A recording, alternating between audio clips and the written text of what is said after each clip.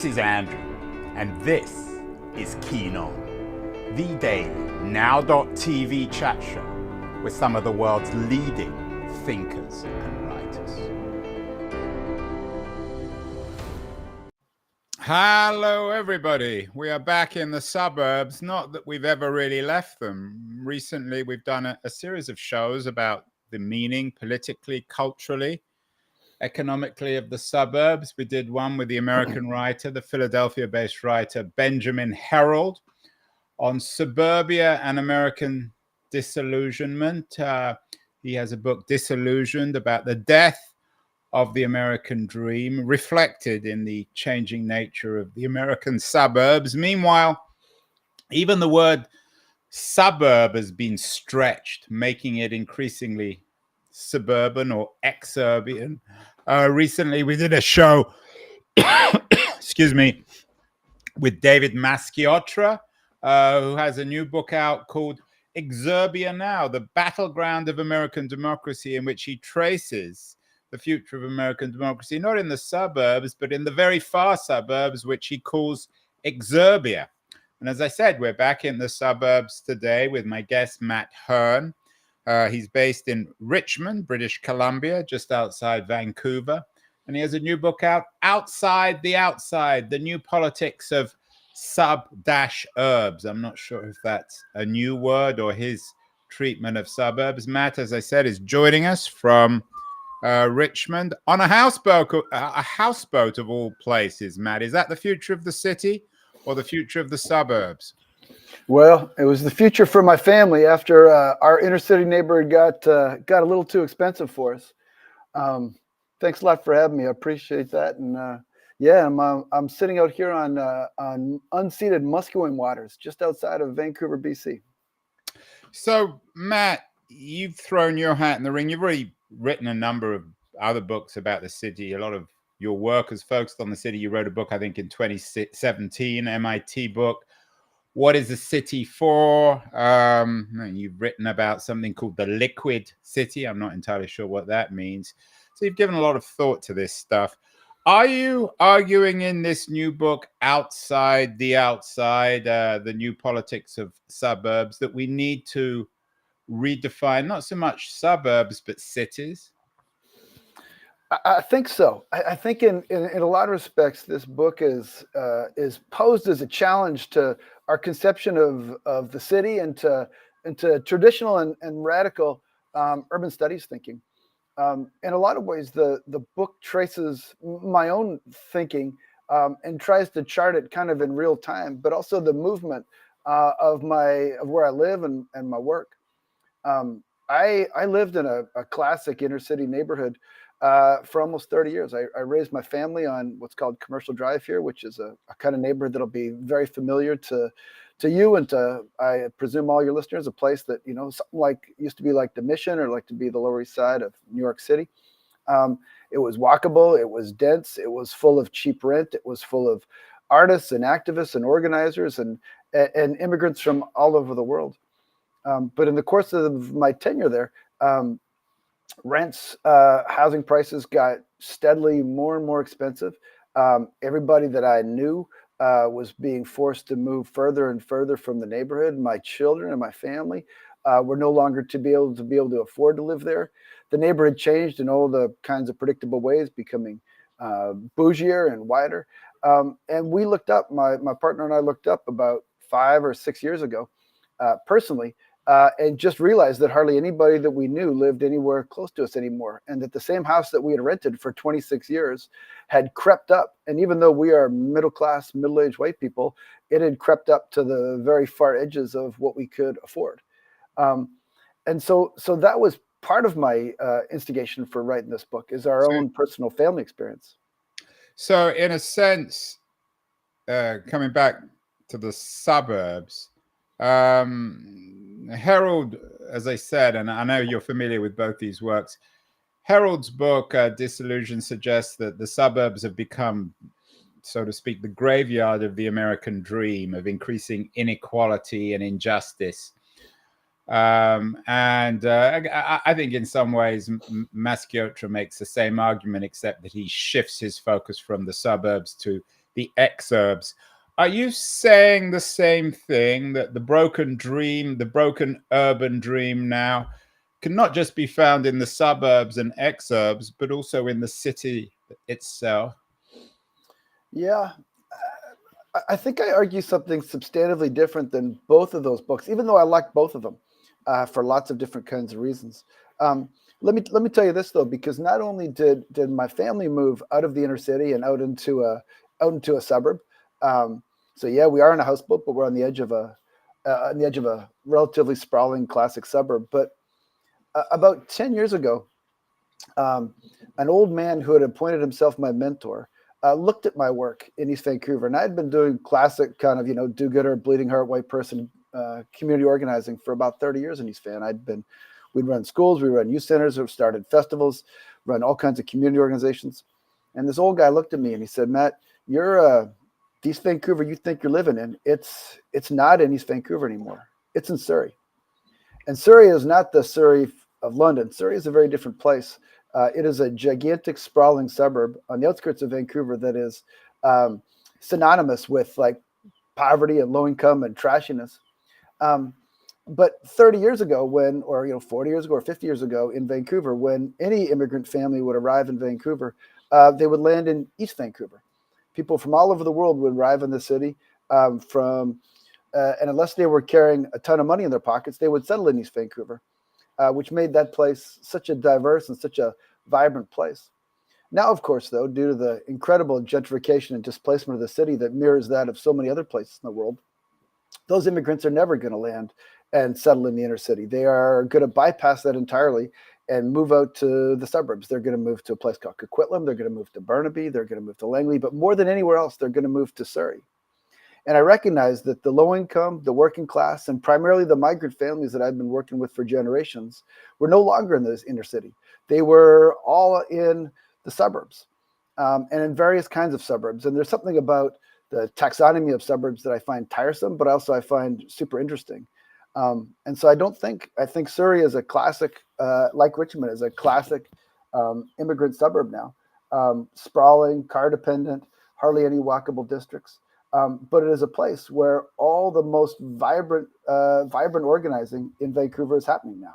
It's happening not in the inner city like it used to, like it did in so many other cities around North America and across the globe, but they're happening on the edges of the city, which might be called the suburbs. I'm fine. I'm not fighting that word, but I'm also thinking about it in terms of the dash in between the sub and the herb is me getting a bit cutesy, which is to think about the suburb in its classical terms, which is beneath or underneath the city. I know your book focuses on a number of case studies of cities and suburbs, Portland, Ferguson, London, Vancouver. But in your description of your thesis, two cities come to mind: Paris, which seems to be exhibit A in what's happened, and also Los Angeles. I was thinking of Mike Davis's City of Quartz, I think is a classic book about Los Angeles, in which he presents LA back in the 70s or 80s as being what you're describing. So perhaps you might address both Paris and Davis's Los Angeles. Totally. And this is where I started to get curious because, I had always assumed that the most important, the most lively, the most vibrant community organizing and activist work was always going to happen in the inner city. For me, the phrase inner city was always coded as low income, as immigrant, as Black, as vibrant. But for my kids now, the word inner city means something else again. And for young people, the word inner city means high-end condoization. It means unaffordable districts. It means it's Brooklyn, it's Paris, it's Hackney in London. Totally. It's San Francisco for people who actually have the good fortune to have to live indoors. Totally. And so I came to it slowly. So I started like recognizing this myself slowly with my own families, where I live and where I work. And all of a sudden I found myself both living and working in these suburban areas that I would never have anticipated when I was a young person ever, setting foot in. I just had, coded suburb in my mind as white, as black holes of culture, of, just absolute like places I would never want to set foot in or Places spend that time in. people would vote for Trump or Totally. Marine Le Pen. Totally. And so all of a sudden I found myself slowly and frankly reluctantly coming to these realizations. And then I began to ask, like, is this true just in Vancouver? Because Vancouver is such an incredibly unaffordable place and such an exemplar of neoliberal urbanism. And I was wondering, I was like, does this happen anywhere else? Is this just an anomaly? And I began to look around, and certainly, and Mike Davis was certainly part of my thinking. Mike was an old friend and colleague who began to point me in these directions. And I'd thought of course, of Ben Luz, and I thought of Paris right away. And I don't know much about Paris, but I was wondering, is that just an anomaly? And so I began to, like, everywhere I travel, and I don't travel all that much, frankly, but places that I've been and studied, places like Portland, places like St. Louis, places like London, places like Rabat in Morocco, I began just to ask people, like, is this happening here? And I kept getting the same answer over and over again, which was sort of a somewhat like dismissive. Yeah, of course, regular people can't live in the inner city anymore. It's far too expensive. And it began to slowly shock me, and in part partially because how had I not, taken me so long to notice this exactly? But I think that basically, and correct me if I'm wrong, yours is the next step in the Harold Masciotra argument.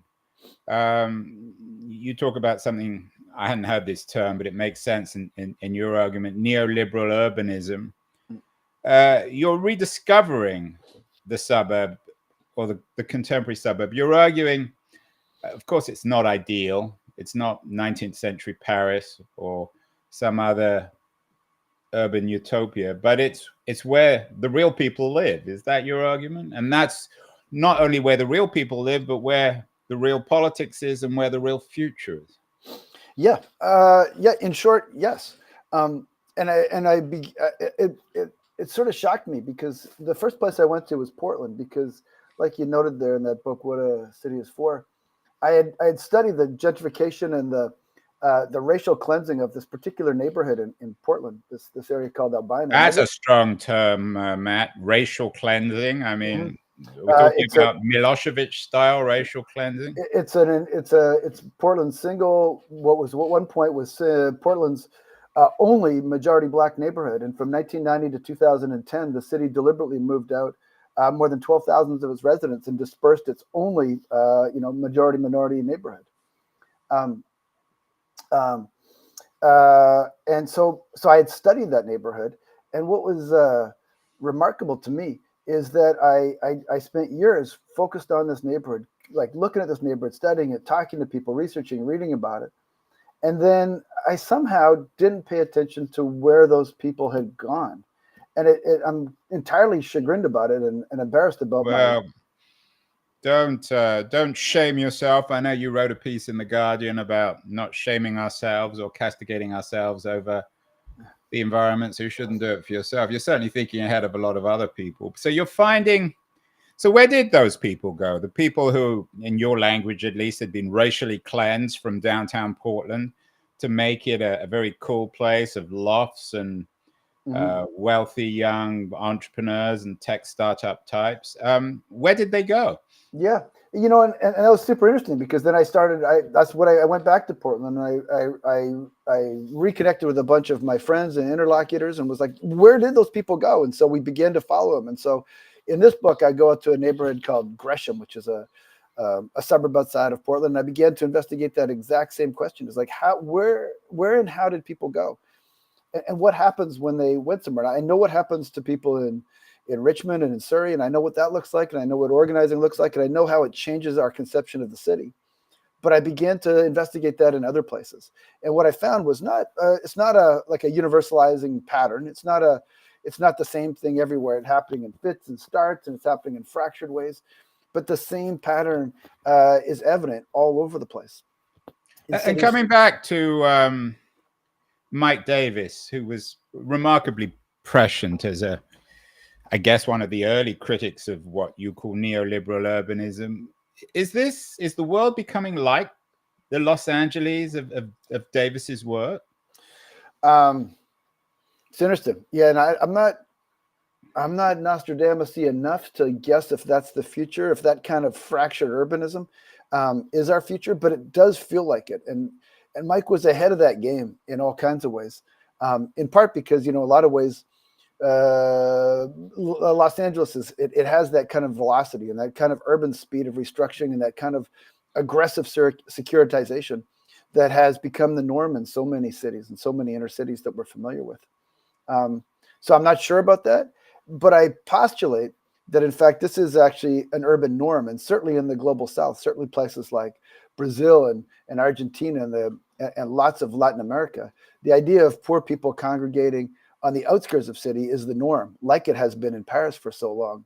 And I postulate in the book that maybe in North America and in part of Western Europe, it is just the post-war gigantic infusion of cash into the great highway build-out that interrupted that historical flow. That idea of inner cities as being for wealthy and privileged and poor and working class and racialized residents being ordered on the outside of the city. Maybe we just encountered a 50-year-old lacuna in that urban narrative.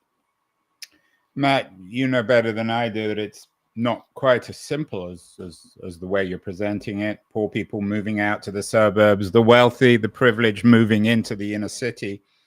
You also have the question of homelessness. I was in LA last month and I was astonished with the level of homelessness. I guess I shouldn't have been astonished given I'm from San Francisco, but in some ways it seems to have outbid San Francisco as the urban center of homelessness. How does the homeless encampments, how does it fit into your thesis on neoliberal urbanism, this new city and the new suburbs? I mean, I'm guessing that there's not a lot of homelessness in the suburbs. All the homelessness is in the inner city. Is in some ways, but in other ways, not at all. And I think that, like you correctly point out, any simple narrative. There's a guy called Alan Earhart who wrote a book about mostly about Chicago, postulating this great inversion of during the 1950s to 1980s, wealthy and white people moved out to the suburbs and poor people occupied the inner city, and then it just kind of has been reversed. And there's something there, but that's too simple and too reductive. It's not like that. It's a fractured landscape. People often talk about that as post-suburbia, or to rethink the entire kind of narrative and the arc of what we think about a city is and should be for. And one of the things we know about, for example, large concentrations of wealthy people is that one of the things they need around them is low-wage workers. They need people to walk their dogs, to make them coffees, to clean their houses, to sweep their streets. And that in the absence in a flow of urban deindustrialization, there has been huge pockets of inner cities all across the global north that have been abandoned and that have been restructured. We often think of that as in terms of urban lofts and loft living and that kind of thing. Like we think of, say, Pittsburgh, of old mills being refurbished into brick-walled condos, and we recognize that kind of gentrification. But there's other kinds of forces at play, and one of those, of course, is that this incredible acceleration of real estate prices and this fixation on affordability, of course, has seen swaths of homeless people being moved in and out and around of cities all across North America. And then, I mean, you probably have more insight into that than a lot of folks living in San Francisco. Yeah, and the interesting thing about San Francisco is lots of interesting things about San Francisco, but what it's become, you talk about the people servicing the new urban wealthy, which certainly would include myself, people who make the coffee, walk the dogs, drive the Uber cars, this new precariat. But what becomes of the teachers and the policemen and the other workers of the old industrial city? One of the remarkable things about San Francisco, and I'm not sure whether you're seeing this around the world in other cities, you're the urbanist here, is the retreat of the police. I mean, the police are still there for murders and riots and that sort of thing. But basically in San Francisco, the police are no longer on the streets. They're no longer police driving. Anyone can do anything they essentially want in San Francisco. You're not, of course, allowed to rob other people's homes. You can rob cars and the police aren't too bothered. So have you seen a retreat of the public sphere? David Maschioccia wrote about Exurbia being a place where there's no longer any public space. But it seems as if there's a vacuum, an absence of the public in the city. Even if the parks still exist, a lot of the other traditional elements of the public sphere have disappeared.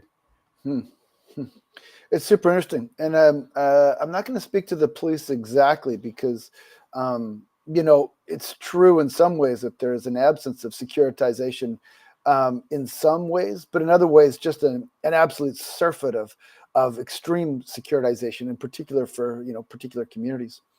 But the public sphere, and one of the things I began to note when I first began to spend time in Surrey was that I had no idea how to spend time there. I didn't know where to go. So if you came up to Vancouver right now, I could say, hey, like, where should I go? I could give you 20 places to get a coffee and to walk around. In Surrey, and many of these suburbs I've encountered in so many places around the world, it's just hard to figure out how to even go there because you don't even know what to do or where to be. There's so few places, like you say, like public spaces to walk around outside of malls. So it's very difficult to begin to kind of get a scope or a scale, or to be able to orient yourself in many of these suburbs, unless you have someone to take you. And that's the thing that was so interesting, is that from my kind of semi-touristic white guy researcher like stance, I would go to a place and I just wouldn't know where to go. I wouldn't know how to look around on the outskirts of Rabat, Morocco, or the outskirts of Port. I just didn't know what to do because there's no public space. But as soon as if I had somebody who knew the place, who could show me around, those public spaces were different than the classical urbanist, idea of like a square or a walkable neighborhood or a park. But there were so many other places to hang out that just weren't visible to me initially. Outside the Outside is Matt Hern's new book, although it's actually, in a sense, inside the inside. He's making sense of the outside as the inside. The new politics of suburbs. I want to thank our friends at Liberties for helping us bring great guests like Matt Hern. It's a theme we've been really focusing on, and I know Liberties is very interested in the future of cities too. Going to run a short feature, and then we'll be back with Matt to talk more specifically about the politics of the suburb and what we should be celebrating and what we should be trying to do in the future. So don't go away, anyone. The noise, there is nuance, insight. Liberties is not just a journal of ideas. It's a meteor of intelligent substance. It's the place to be for engaged citizens. Politics, opinion, substance. Liberties is a triumph for freedom of thought. A quarterly of urgency, of cultural exploration, of intellectual delight, of immaculate prose. It's invaluable. Subscribe now or find Liberties at your favorite bookseller. And you can subscribe to Liberties at libertiesjournal.com. So, Matt, much of the work on suburbs and the outside of cities is treated it in a dystopian sense. You're, in a sense, celebrating it. What about the political dimensions? The subtitle of the book is about politics, the new politics of suburbs. What are the new politics? It's not necessarily the politics as David Masciotra might argue, the politics of Donald Trump or Marine Le Pen, is it? That's not my experience. And so I want to speak just briefly about my experience up here and working in Surrey, which is that I found, and I could see it, and I knew it intellectually, that there was this unbelievable vibrancy in these new suburbs, because huge populations of low-income and racialized and migrant populations were being reordered on the edges of Vancouver. But I just didn't, from my own particular, frankly, kind of bourgeois urbanist sensibilities, I just didn't see it. And like I say, when I first started spending time in Surrey and Richmond, I just had difficulty finding public places or thinking about how the politics and how my political sensibilities could be reflected and could find a place. And it, frankly speaking, took me a lot of time. But now, after having spent a decade spending all my days working in Surrey and living in Richmond, these two particular suburbs, and spending some extra time visiting suburbs around the world, what I know is that my particular kind of political perspective, a generalized left thinker and left organizer, is that what was obscure to me was this unbelievable vibrancy and that reordered my thinking about how politics needed to be, how we need to think about urban politics and about urban organizing. And you're as you say, you're a much experienced urban organizer. You're the guy behind something called Solid State Community Industries. So, what exactly should we be celebrating? Color, vitality, vibrancy? How does that manifest itself politically, and how should it be manifested politically? Yeah, and there's a number of things to think about here for me, anyways. And as in a lot of ways, the book traces my exploration and my own personal thinking around this. Which is to say that I did, and I began to organize. I spent about 2 years doing research in Surrey, and at first I was chagrined, and resentful. I knew I needed to be in Surrey, but I didn't want to be. I didn't know how to get along. I was in buses forever. I just felt lost all the time. I just didn't know how to orient myself. I couldn't find what I was looking for. But over time, I traced this arc of becoming, and finally, I went to this, to a couple of high schools, and they were just like, there was giant high schools, and there was like 2 or 3 white kids, like in these like 1,000, 2,000, 3,000, person schools, and there was just people from all over the world with just an incredible kind of energy among the student population. And I was like, I was so intrigued, and then I began to visit churches and gurdwaras and mosques. Places that I would never really spend much time before. And I began to find all these other kinds of networks and the ways that people were organizing, and that they were folks that were, yes, from all over the world, but folks that had taken this particular kind of arcs to get there. And just like I found in Portland and in Gresham and in other places, it wasn't that this idea of rootedness was the focus. And that is to say that I, for years and years and years, had subscribed to an idea of community that was focused on rootedness.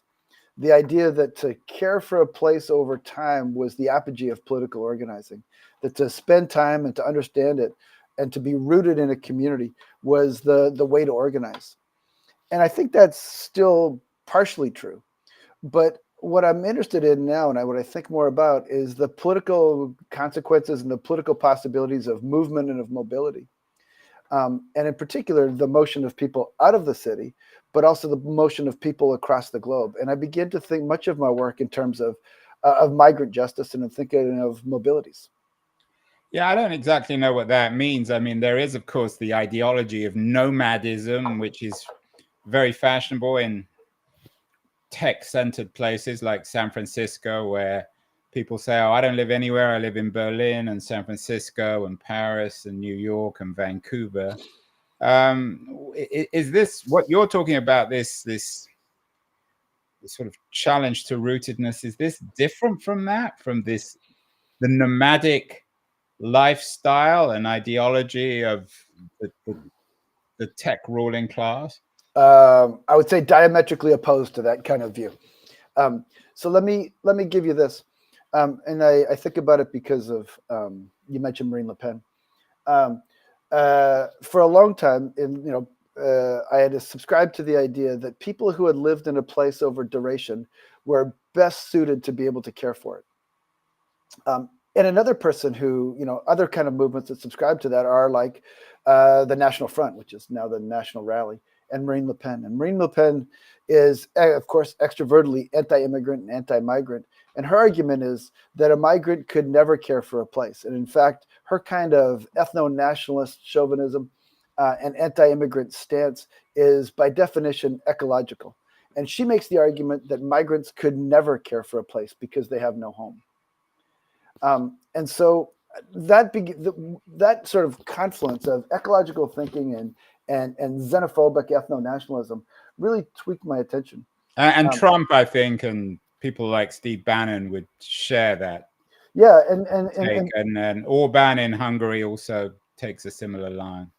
Totally. And you're like, well, hang on a second. How could ecologists and people that are interested in local community be sharing intellectual space with Le Pen and Orban and Bannon? How does that make sense? And I think in part it makes sense because it's rooted in this idea that to care for a place means long tenure and somehow that certain kinds of people belong in certain kinds of places. And what I see in the movement of poor and working class and racialized populations out of the city is not a defeat, but a different kind of mobility and a kind of refusal, a kind of a reordering of political sensibilities, in the same way that migrants challenge that same kind of notion. And the idea that somehow migrants are, by definition, anti-ecological or could not care for a place as much as people who have been there for generations is just patently untrue. That's a lie, and that there's mountains of evidence to support that. And to me, then, I began to think through, well, what does political organizing look like? If it's not in defense of a community, if it's not about trying to defend or resist gentrification or displacement, if it could be that and something else too, how could it be organized with people that have been who have been mobile, who have just arrived, who come from all different places of the world, but have only been here for a short period of time?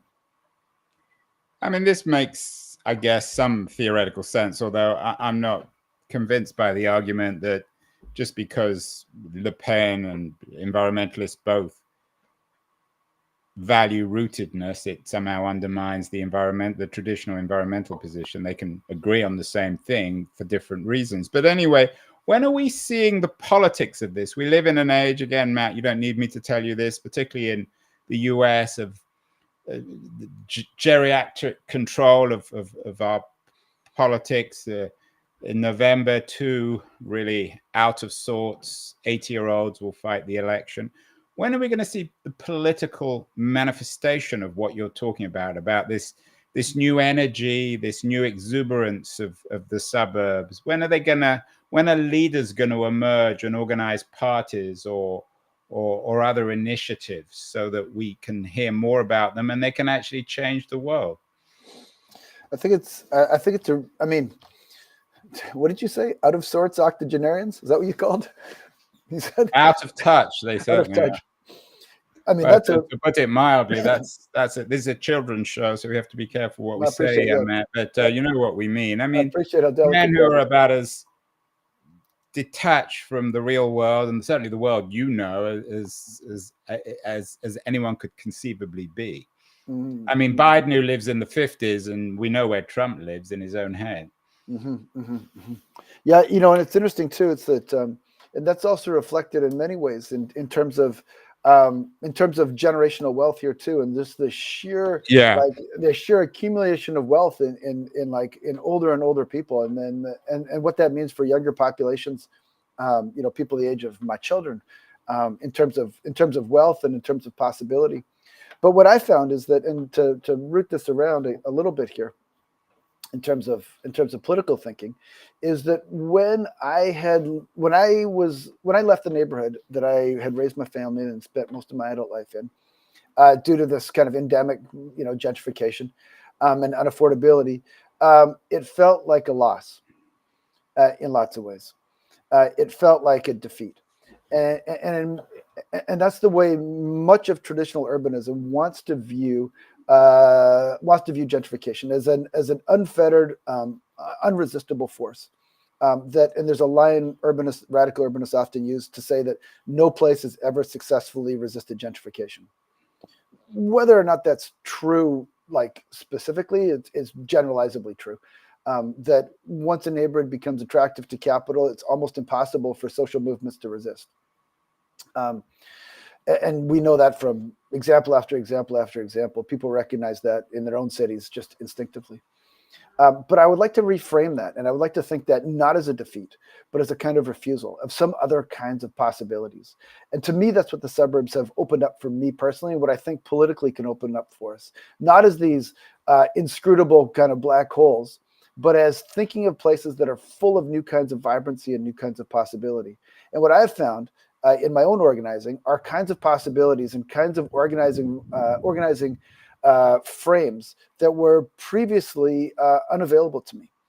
That is to say that the idea and the energy and the possible flexibility for new forms of social organizing in Surrey, but in so many places, certainly in suburbs outside of London and outside of Rabat, I think of maybe more than anything of Ferguson.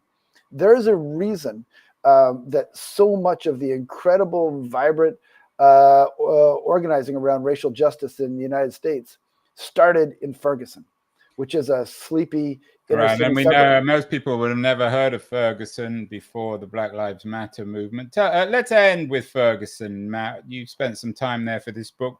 What did you find, and and I excuse the pun here, what is concrete about what's happening in Ferguson that tells us about the future of not urban, but perhaps suburban politics and gives us some hope?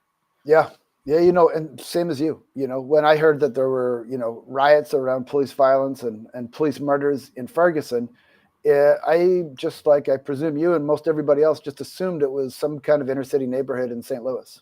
I'd never heard of it. It's tiny. And so I was shocked to hear that it was a suburb. And it was a suburb that not that long ago was almost entirely white, that in the last 30 years really has gone through a slow arc, like so many other suburbs, to become almost entirely black. And upon arriving there, it looked like so many other suburbs I've seen, kind of scattered, without a whole lot of, walkable or central or high street kind of areas. But it didn't look, certainly with some pockets of poverty, but it didn't look like all that much, honestly. It just looked like, a suburban place.